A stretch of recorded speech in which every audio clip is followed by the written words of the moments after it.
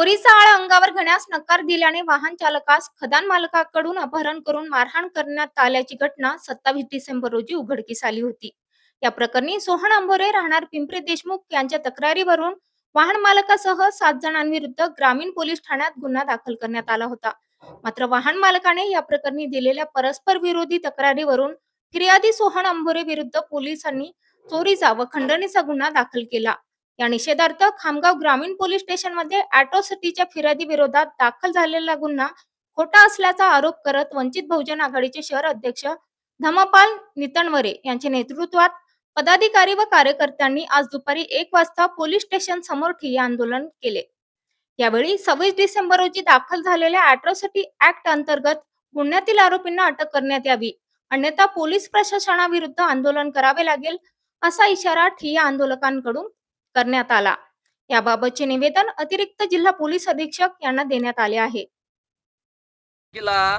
हा जो मुलगा आहे बाजूला उभा बसलेला 20 वर्षाचा मुलगा आहे, हा वाहन चालक आहे. काय नाव आहे? सोहन अंभोरे.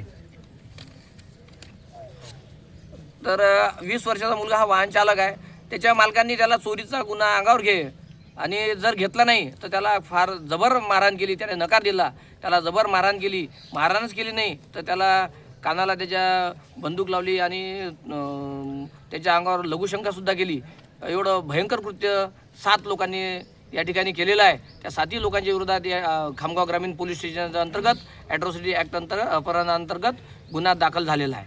गुन्हासुद्धा 26 तारखेची घटना आहे. 28 तारखेला गुन्हा या ठिकाणी दाखल झाल्याचं समजते आणि तेव्हापासून पोलिसांनी आजपर्यंत आरोपीला अटक केली नाही. काल हे दिवसभर विद्यमान न्यायालयामध्ये 164 बयानासाठी तिथं त्या ठिकाणी हजर होते.